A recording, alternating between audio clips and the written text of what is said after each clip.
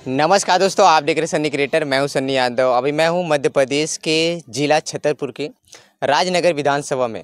दोस्तों, आपको पता होगा मध्य प्रदेश में विधानसभा चुनाव का बहुत तेज़ से बिगुल बज चुका है। 17 नवंबर को यहां पे वोटिंग होगी। ऐसे में हम बात करेंगे आखिर क्या राजनगर की जनता इस बार किसको चुनेगी। तो चलिए बात करते हैं क्या माहौल है इस बार। तो सबसे पहले क्या नाम पड़ेगा आपका? हमारा नाम पवन पटेल जी है। पवन पटेल जी, इस बार क्या माहौल है? यहाँ इस बार समाजवादी पार्टी का अच्छा माहौल दिख रहा है राजनगर विधानसभा में। अच्छा। अभी हम कई जगह वैसे क्षेत्र में चल के आए हुए भी है, तो हमने वहाँ पर भी देखा है, तो अच्छा माहौल दिख रहा है। अपने बेजगोपाल बबलू भैया जो समाज सेवी है, इनने जनता के ऊपर समाज की सेवा की है और धर्म की रूपी पर चलते रहे हैं। ये गांव-गांव जा करके सभी जगह इनने जहां मंदिरों पे सुंदरकांड किया है और कई जगह जाकर गरीब बेटियों की शादी भी की है उनने अपने घर से, और भी काफ़ी काम किए हैं। कोरोना काल में उनने सबको घर घर राशन पानी पहुंचाया है। और आज यहाँ हमको ये भी कोई बदलाव लाना चाहिए सरकार का। आज यहाँ 15 साल से बीजेपी की सरकार है, ठीक है। 15 साल से कांग्रेस का विधायक बैठा हुआ है, ठीक है। यहाँ क्षेत्र में हमने जो चल के देखा है, यहाँ कोई बदलाव नहीं आया है। क्योंकि आज की डेट से अगर माना जाए तो 1 रुपये का राशि आज 40 रुपये का मिलने लग गया है।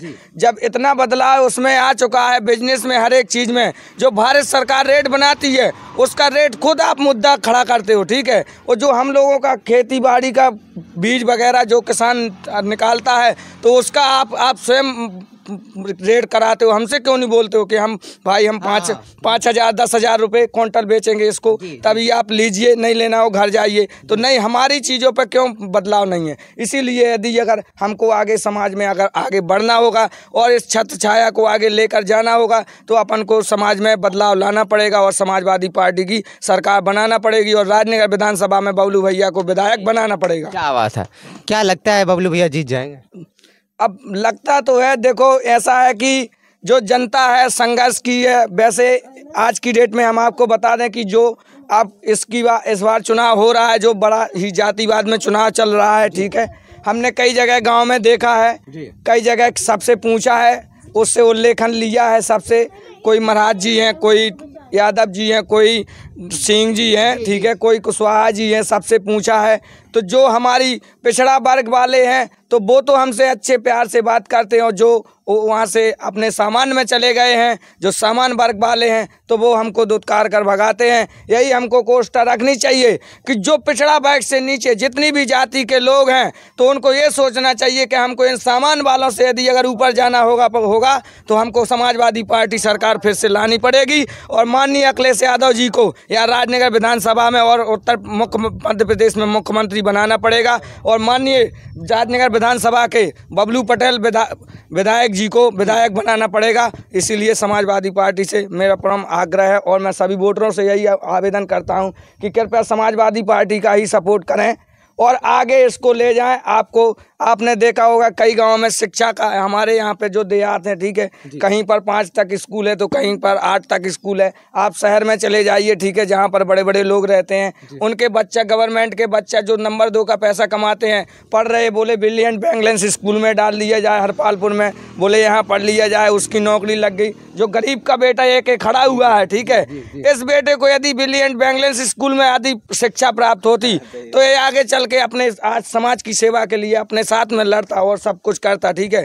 आज इसीलिए अपन जनता के मुताबिक अपन पीछे है और इसीलिए अपन को पिछड़ा वर्ग कहा गया है। अगर अपन को आगे चलना पड़ेगा, अपन को सामान से भी ऊपर जाना पड़ेगा तो समाजवादी पार्टी की सरकार लानी पड़ेगी और राजनगर विधानसभा में बेजगोपाल बबलू पटेल को विधायक बनाना पड़ेगा। क्या नाम पड़ेगा? हमारा रामपाल पटेल नाम है। क्या माहौल है?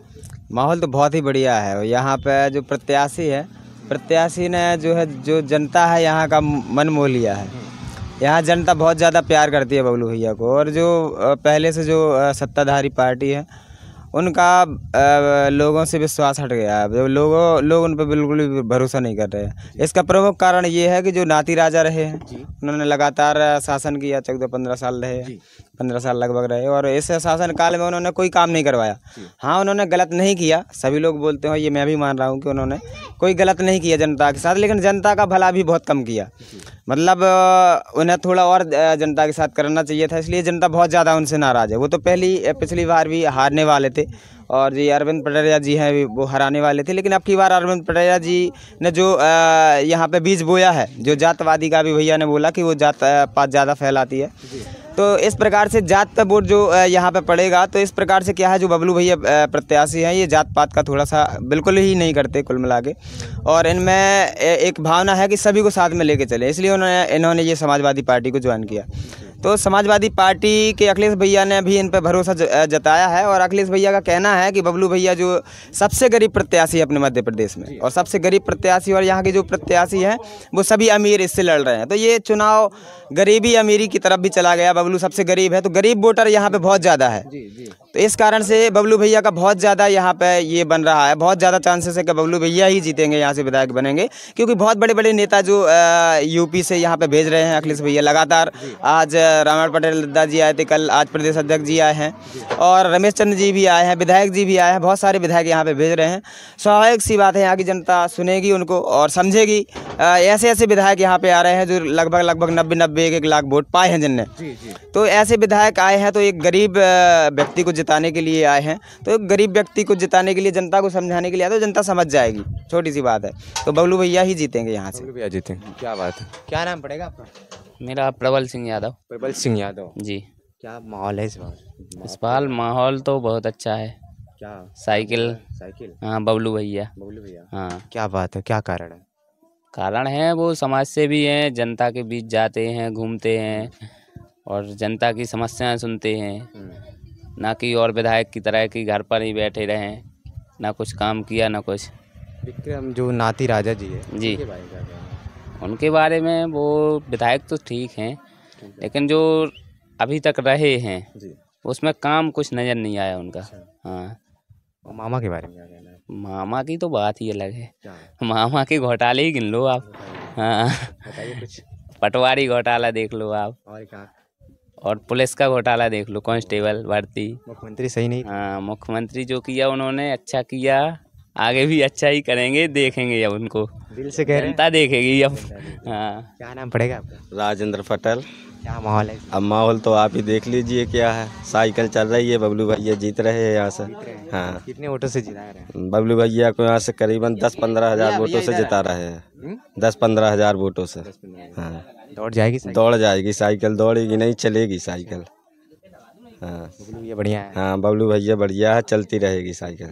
हाँ, मामा के बारे में क्या कहना है? अब मामा आप देख लीजिए, मामा को बेरोजगारी कितनी बढ़ गई है।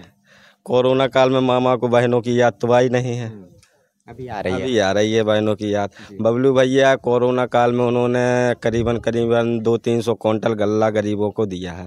हाँ, दान किया है। कुछ रहे कोई ना नेता कुछ होता है, अपनी जमीन बेचकर उन्हें दान किया है, जमीन बेच के? जमीन बेच दी उन्होंने। क्या बात। हाँ, वो गांव में जाते हैं, सबकी सुनते हैं। अब कुछ विधायक होते हैं जो घर में पड़े रहते हैं, जी। हाँ, उनको काम वाम करना नहीं है। हाँ, अब इसलिए बदलाव आ रहा है। हाँ, साइकिल चल रही है, चलेगी? चलेगी। राजनगर में? राजनगर में साइकिल चलेगी, दौड़ेगी, वो जीतेगी। क्या बात है। हाँ।